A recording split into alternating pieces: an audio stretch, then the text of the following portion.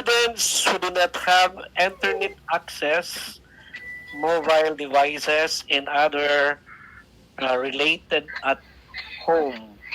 So muna siya ang category 1 no sa ato ang flexible learning. Then for category 2 with limited connectivity. Limited connectivity, students with have internet, irregular internet access, but have with or without a mobile devices. We have messaging capability at home. So muna ang category 2. Then for category 3, we have with connectivity. So students who have stable internet access with mobile devices and other related resources at home. So muna sa flexible learning. Then for our availability of devices, we will have laptop, mobile phones, we have tablets, and we have also CDs and desktop. So, mo to siya.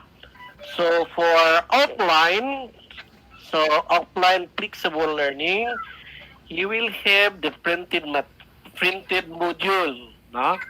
The printed modules, the audio tapes, video tapes, storage devices for offline.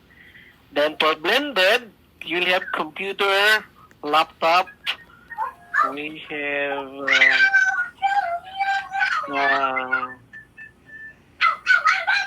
for virtual and collaboration with learning is to be implemented. Then for online, so we have computer, laptop, a smartphone, and we have the different learning management system. So murag mawara to siya, sir, ang kuan sa online. Thank you. Okay, Sir June, thank you so much for your information about the online class general rule. So, before we proceed to our last part of the orientation, just to inform everyone, kakapasok lang po ng ating, we are very honored that nakapasok siya sa ating orientation. We welcome our Vice President for Academics, Dr. Lourdes C. Cabintoy. Ma'am, good afternoon.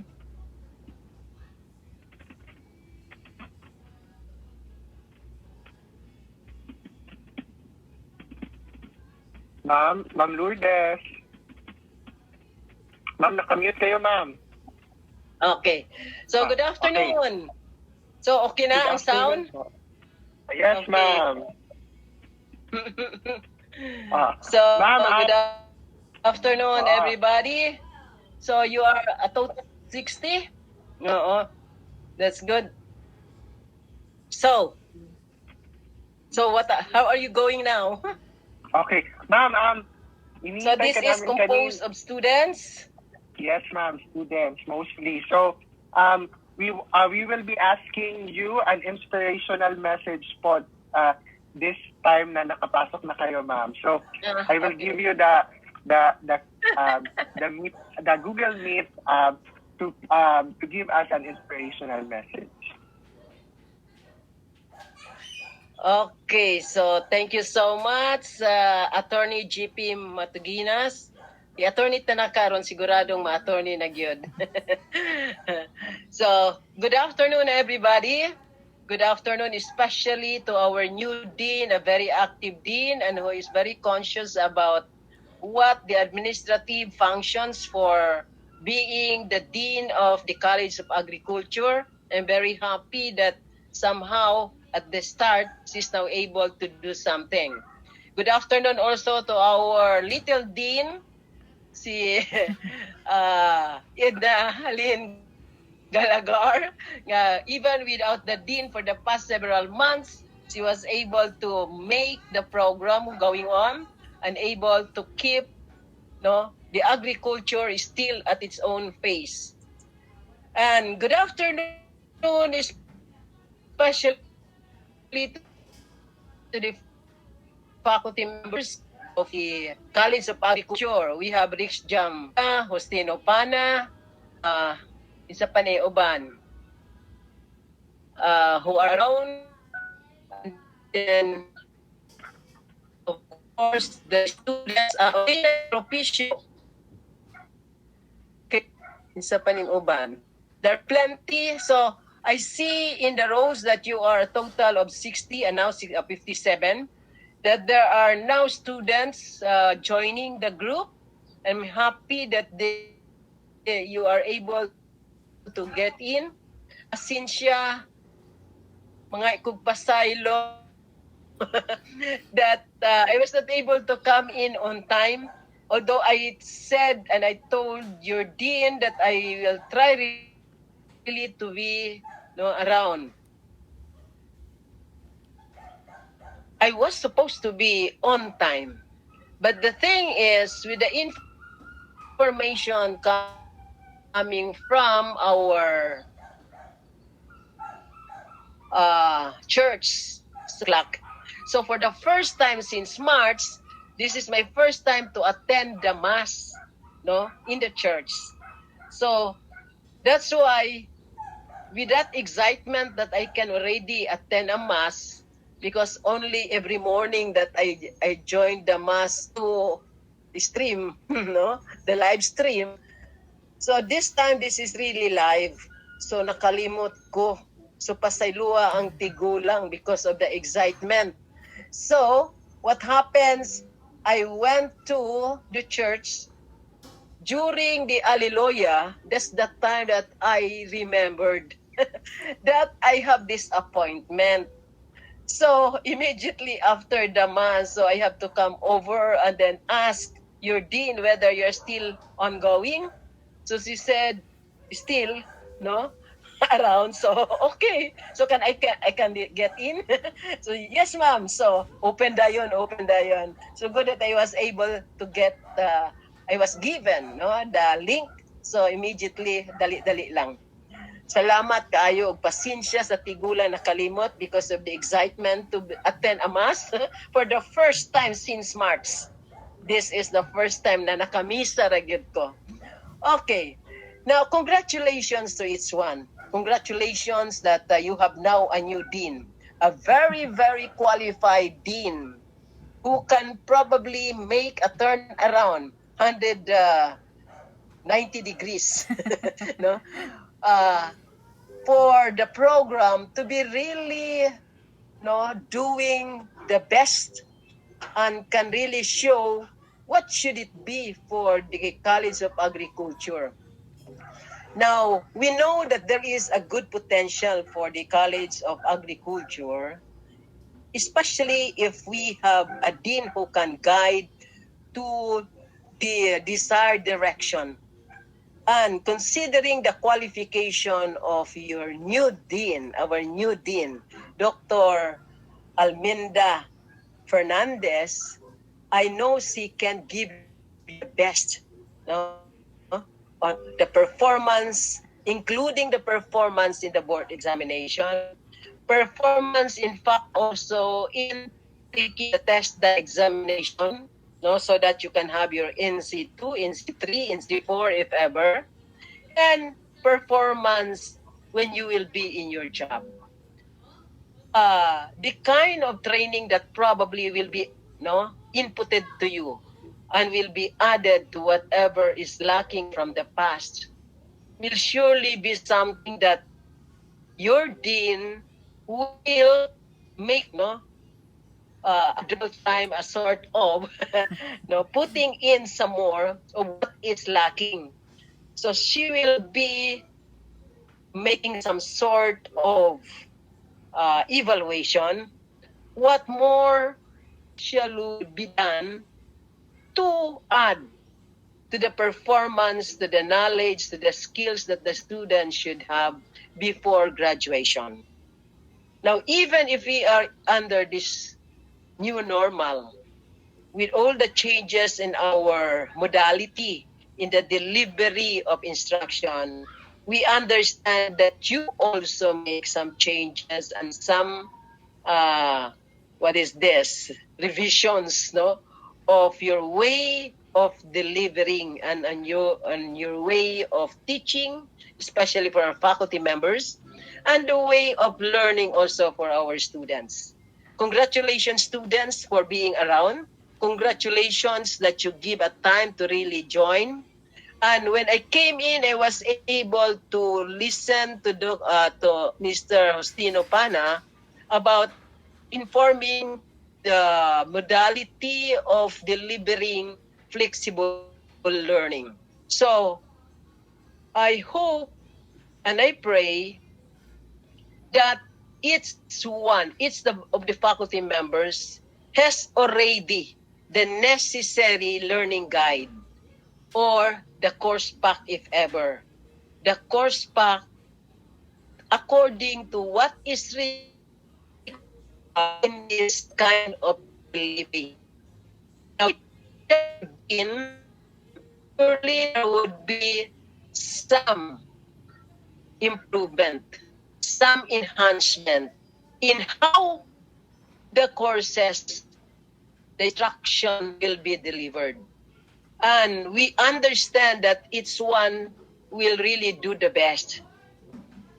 And you have been given a lot of inputs already, given a lot of information. Unya gabi inaraba na anay nagbutang kuan ngit na, no? So, however, I find that this kind of orientation will help you understand better on the direction of the College of Agriculture at this time, especially under the pandemic, situation, with the guidance of your dean. So from time to time, Ma'am Rubilin Gomez is here. Good afternoon also. So I'm happy you're around.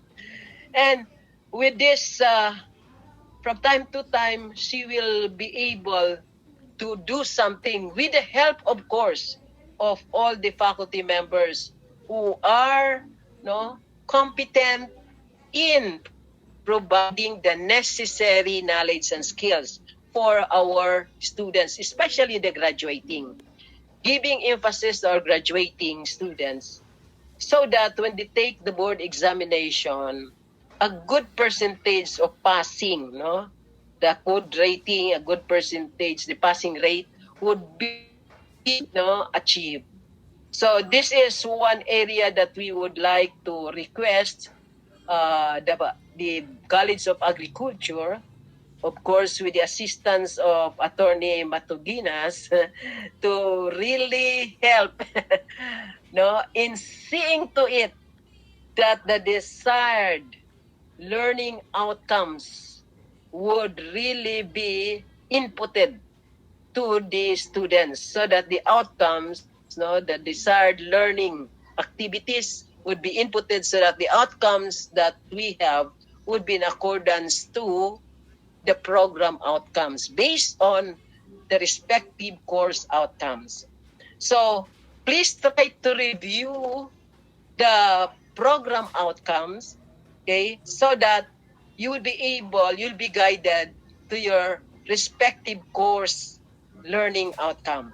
So with that, you'd be able to really make sure that the kind of graduates we have will possess the graduate attributes that we have defined for the Rizal Memorial Colleges. We have defined the graduate attributes as to what kind of attributes our graduates should possess after graduation from the Rizal Memorial Colleges. So congratulations to each one. Congratulations for giving the time to be around. Congratulations for your commitment, especially the faculty members and the students who are still here, bisang gabi na, because we know that you have the desire to really get the best out of what you have. So congratulations to our Dean, and especially the acting Dean, Honorina Ropicio, for the past several months, no, together with Idnalin. Sila tanan. Actually, I'm very, very impressed with the atmosphere and with the culture, the public culture as well. You always help one another, try to put in whatever is lacking, helping one another. And this is the kind of values that we want, no? And please continue what you have been doing, but you can still improve some more of what you have performed. So congratulations. I wish you the best of everything. So saludo ako ninyo tanan. Salamat kayo. Okay. So pasensya nga nadugay ko. Okay, thank you so much. Okay, thank you so much to our Vice President for Academic Affairs, Dr. Lourdes Cabintoy, for providing us your time in spite of your may activities ka po, ma'am, but still you spare time to join us during this orientation. Yeah. Thank you so much po. As alam naman po namin, ma'am, na love mo talaga yung agriculture and you can relate po sa mga activities. Very much in love. Yes. Sige. So, okay. So I can still listen. Okay po. Sige, ma'am. Thank you so much po, ma'am. Very okay, thank you. Okay po. So next is we will be having our announcement po, yung mga announcement regarding sa agriculture to be given to us by Ma'am Ednalyn Galagar, our college secretary. So, Ma'am Eds, take it away, Ma'am Eds. Okay, good afternoon, everybody, or everyone. Good afternoon. Actually, I don't have much of announcements, but with the the revised school calendar of the Rizal Memorial Colleges Incorporated, I will just announce the examinations when and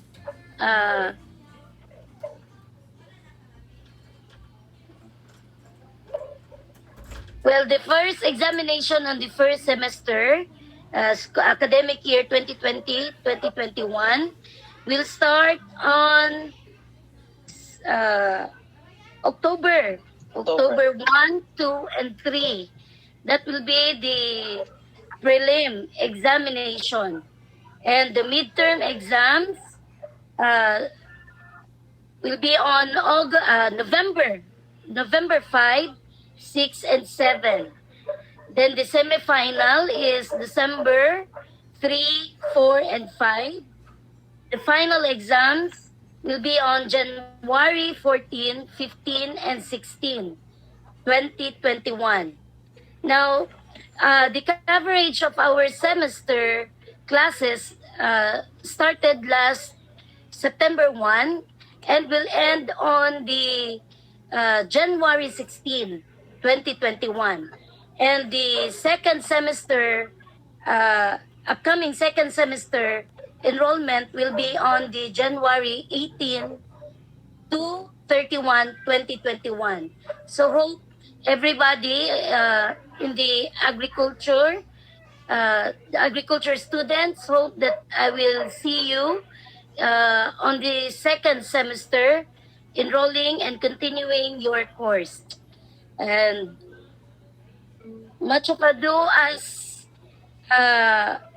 as for other activities are concerned, maybe we will. I will just keep posting on our GC the updates through our online access for whatever Ma'am Fernandez have plans to do in the during the semester. just bear with me, and then some announcement will, I think, will pursue those activities. Uh, as of this new normal, we are facing the new normal uh, learning. I mean, the new normal process. Maybe those activities that we held in the field uh, maybe will not be pursued as of this semester. But Ma'am Fernandez has planned to to to make some activities in online access, like for those activity that Sir Zacharias has been started, the tuwad, the 2 words a day. Maybe that will be one of those pursued activities. So I think no more announcement. I'll just keep on posting the updates, and good afternoon, everyone. Good evening, rather, everyone.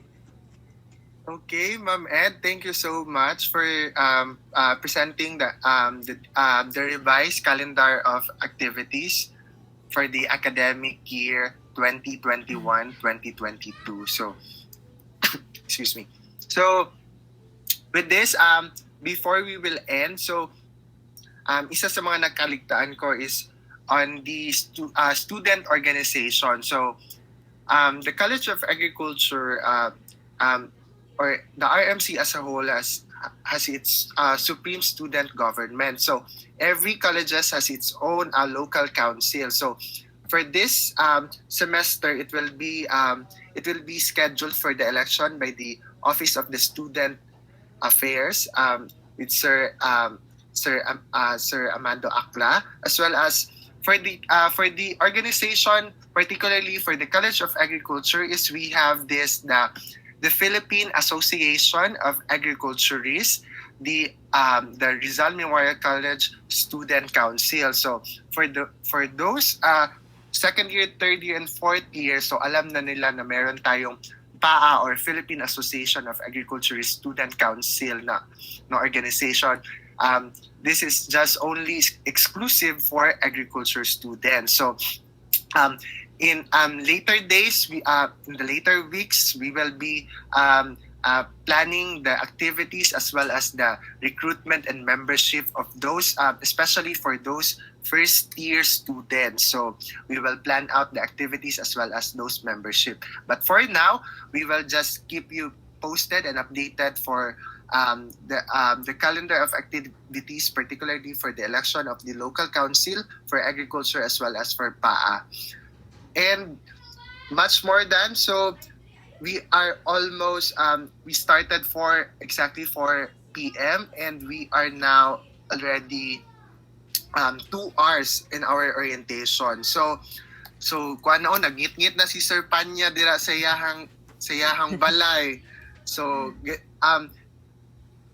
nagngit-ngit na jud siya. So ang uban is kuan pa kanang naapaghapon still alive and kicking ang mga students. So that is the camaraderie and also the spirit of agriculture nga walang iwanan jud ta masking gabi na. So to dili na nato ni siya padugayon to give us the closing message.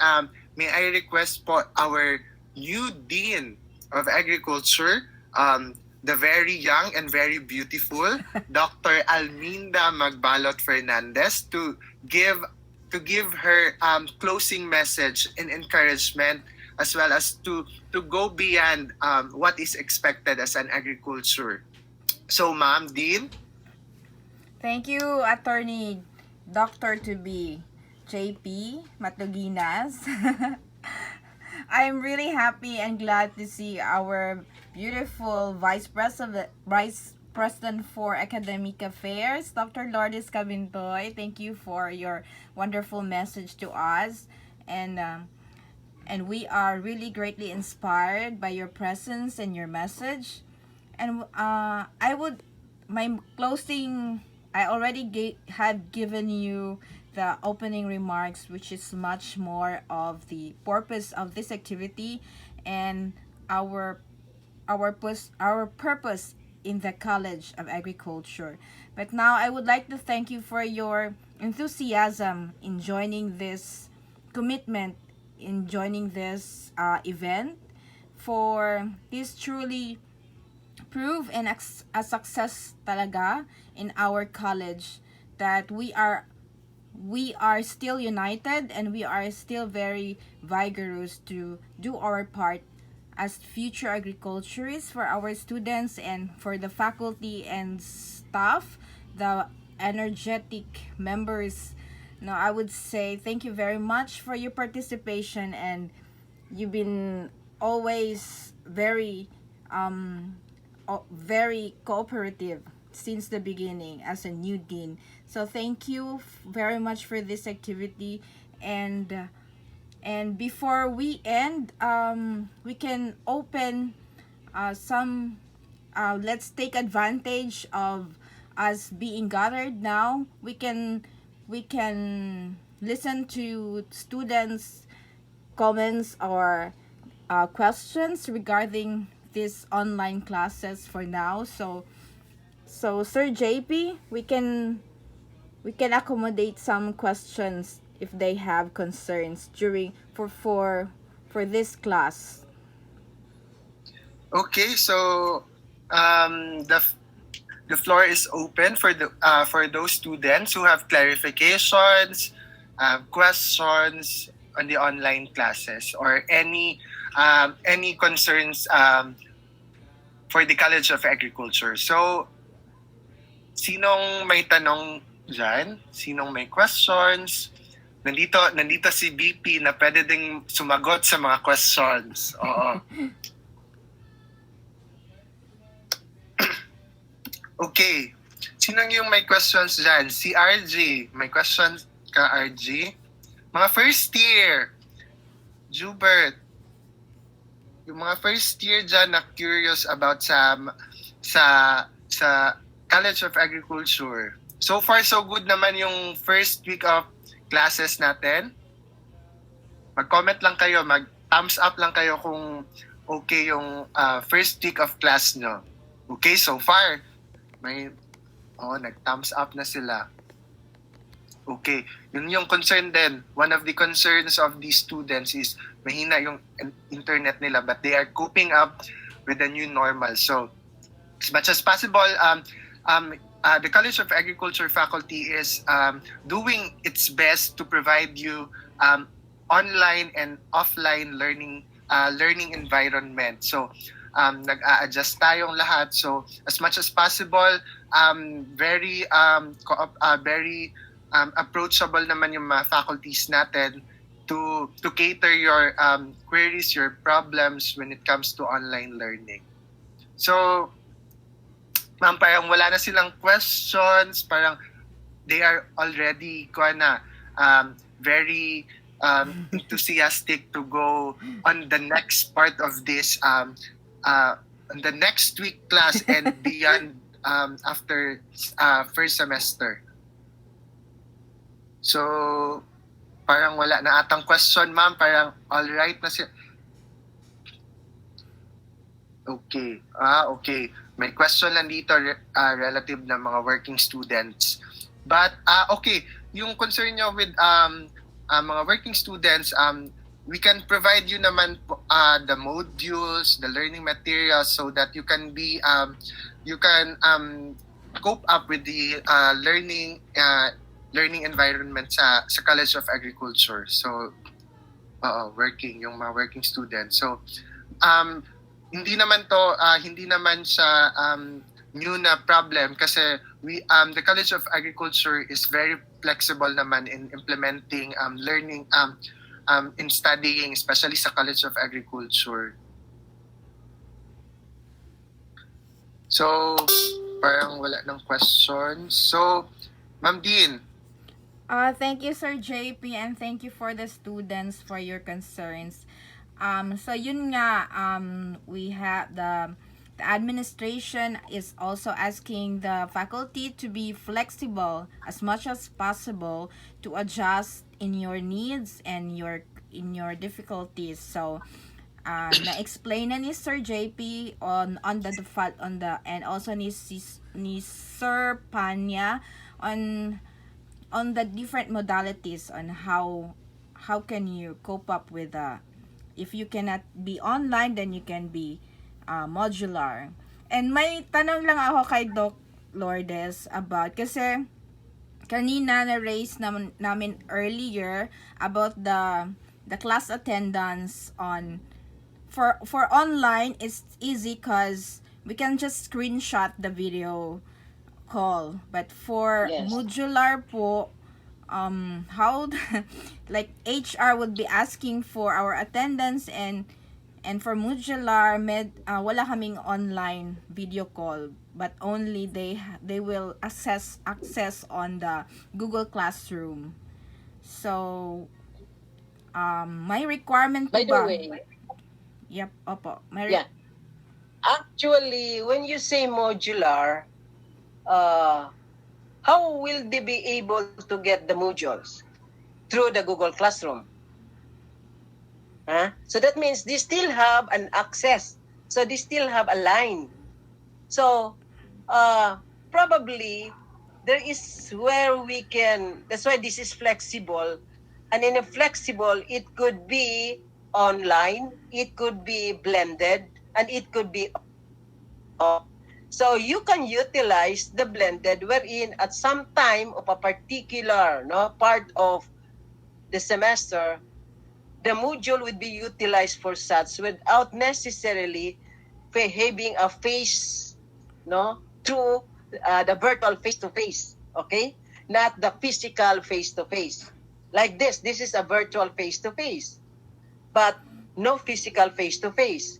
So if it is impossible really for the student, because there is a tendency that why were they able to get through the Google Classroom, the materials that they have. That means they have the gadget to contact you. They have also the gadget where you can talk to them. Okay? So at some time, there should be a sort of a schedule. That's why I had a memo last time asking as to whether you'll be utilizing fully online or be a blended or what. But most of the answers of all the departments is that it would be fully online. No? And that's the answer. So that means there's no problem because everybody has the gadget, everybody can access. But what you probably would like to ask is that when the students are not around, when the schedule, during the schedule of classes, this is where the flexibility will come in.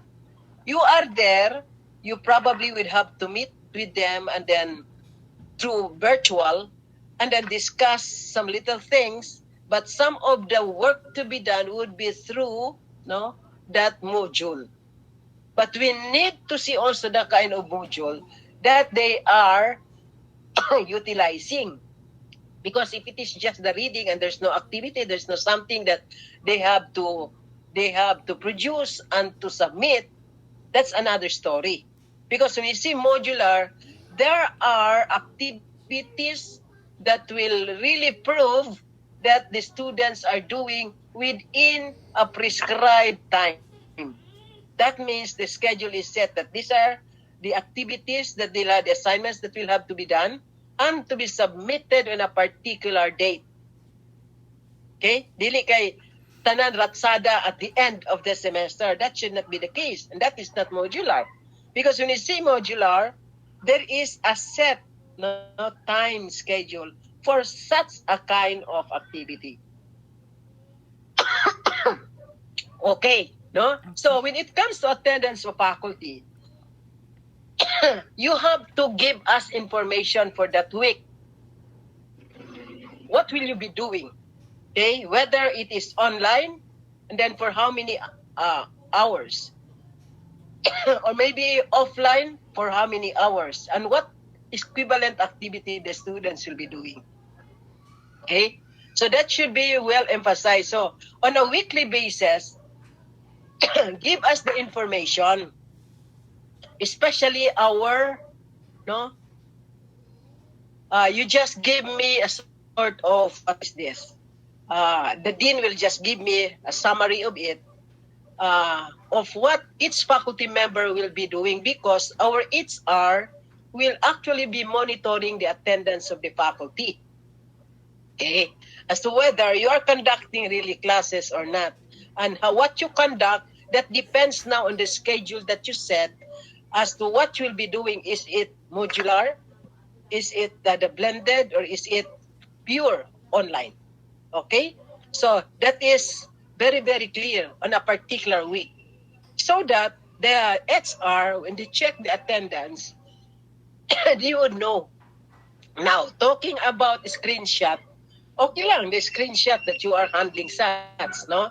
Pero ang inyo sigong problema, if the students do not come, what will you do? So you make a sort of information.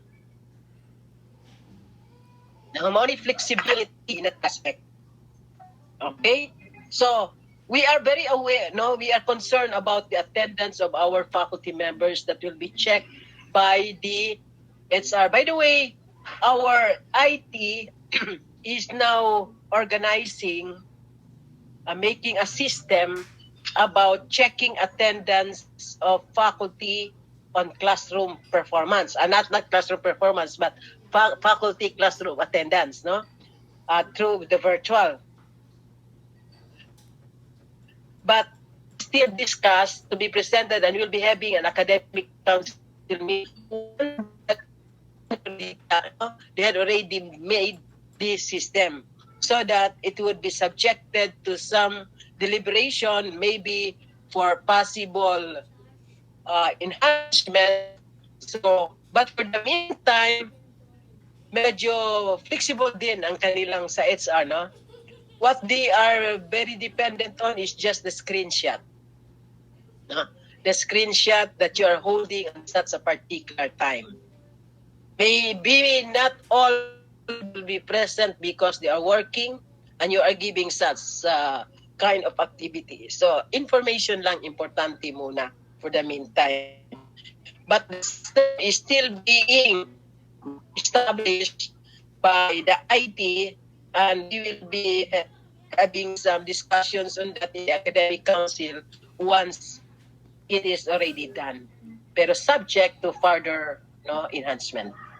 So I was supposed to have a meeting yesterday, pero when I asked the IT, di pa daw nila tapos. So I need it tapos muna before we discuss. Okay? So what is important for the faculty members is to make sure that you will be in your time. Take a screenshot for the meantime. Okay? And then, if you have only few students, because tutorial, so that this information and can justify the equivalent activity, because the students would not be available, or maybe daot ilang linya could not really get through, and so on. Okay? Just justification for the meantime. Okay? Thank you po. Thank you for the enlightenment. Other more. Do you have still other concern for clarification? Okay na? So kato attendance lang to sa faculty. By the way, your dean, I would like to request your dean to really gather the modules that you will be using, especially for those who will be adopting a modular approach, so that we would have a way of justifying that this kind of module, because of the nature of this kind of course. The course would require such. Ilabi na kinala na sila sa field, or na sila something to be done, no? Yeah, I understand that you have also some what is this, mga recorded lectures from the ATI. This can be utilized in your classroom purposes. So that would substitute somehow, which the student can download, and then they can listen to that in their free time. Yes. So not necessarily probably during the time of your classes. So this could be part of the justification also. Okay? Okay po, thank you. So medyo klaro-klaro na. May question nato si RG. Just unmute your phone, your audio. RG, unmute. Okay. Good evening, ma'am. Good evening to the faculties. I would like to ask, ma'am, if there is a strictness of Louder, please. I could not hear it. I'd like to ask, ma'am, if there is a strictness of para sa mga kuan bitaw, ma'am, kanang mag promissory kay especially us mga scholar may basig balisudan ni og paghimo og kanang mga promissory note. So may strictness po ba, especially this kind of school Yeah. year? By the way, I would just want to ask, the scholarship, is that 100% scholarship? Yes, Is ma'am. that Ano lang 100%? for the DA po, ma'am?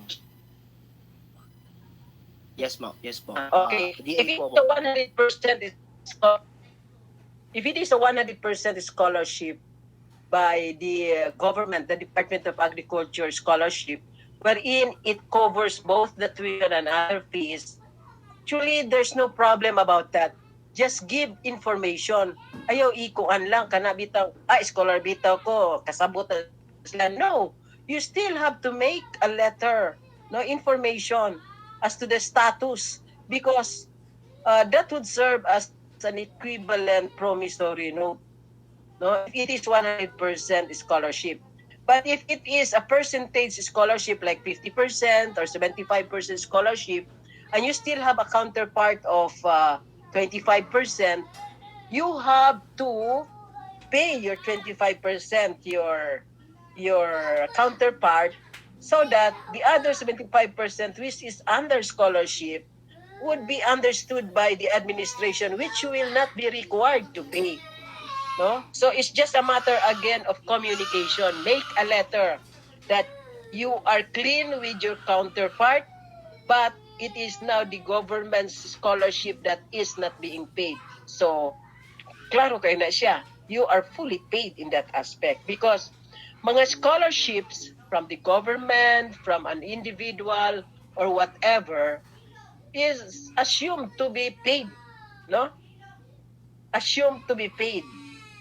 That means that is not under you, but what is lacking is the communication. Just make a letter, the status of your scholarship. Because not everybody can remember the individual scholarship status. Make a constant information. Okay? And that is under Attorney Rubilio's side. But that is how it works. Yeah, the administration is also very, very, accommodating when it comes to students' needs. Pero we should not also abuse the accommodation. Kinay uban, ang ilahang personal obligation, niabot nag 60,000. Ang ilang isulti kay scholar, without considering that the scholarship is not 100%. They still have their personal counterpart, which should keep. Kanang mga personal counterpart, kay dili man full scholarship. Like for example, if the scholarship is only tuition, and the other fees is yours, that is your counterpart, you should pay your counterpart. Good as full payment ka na kay ora man ang imuhang obligation. But if you could not pay your counterpart, that is where your promissory note would be important. Because the other side, which is in scholarship, is just a matter on making a letter that you are such tuition dollar, but your obligation for the other fees, no, kulang ka pa, wa pa nimo na bayaran tanan. So mag-promissory note ka ni ana. Okay? Klaro? RG? Sige. May man sa dining maulahi kog abot kaysa question and answer, I can also no? Kay kung ganina ko ni wa ko kalimot, siguro immediately after my talk I have to leave because mudagan ko to simbahan. Mudagan ko sa simbahan. So, ay na lang kay nakalimot di ay ko sustigulang na gyud oy. Kung wala nagkuan kaning unsa ni hallelujah, sus ni struck sa akong mind, hala ang akong commitment with the agriculture. Pero sige lang, nakabawi lang gihapon karon. And then, my first time in my 5 years in RMC nga makalimot. Sige lang. Okay. Dinner. Sige. Hi. Dinner. Some more? No more. Wala na ata, Sir JP. And Sir JP. Before na mag-end I request everyone siguro to open, kung pwede possible, they can open their video, their camera para mag-screenshot ta para as kuan, pwede na ito ma-post ato ang Yeah. ato ang kuan page. Yes, that's good. Sige. O, nag-open na mga students o Ma'am Jam. Okay. Sige, mag-screenshot ta. Eri Rose Lariosa. Oo. Kining ano, who is this ano? O, si Sir Sab. Si Sir Sab, o. Ay, saan? Nakasakyanan. Nasa yan si Tab. Nasakyanan na. Nakasakyanan.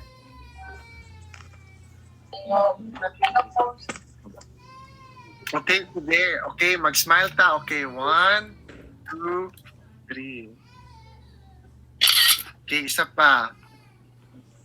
Pwede po mag-screenshot mo mga students para makakuhaan mo nga nag-orientation dito. Okay, 1, 2, 3.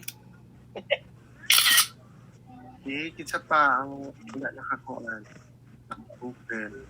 Okay, so far, okay na ang ato ang kuhaan. Naka-screenshot na ko. Everybody. Everybody na nag-open sa ilang video, ilang camera. So this ends our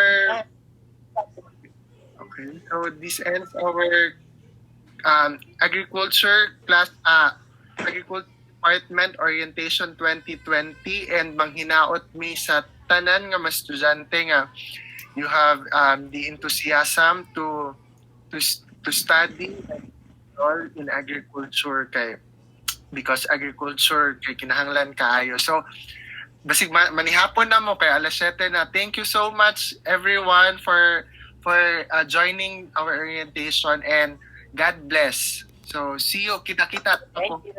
Thank you, bye-bye. Thank you. Bye-bye.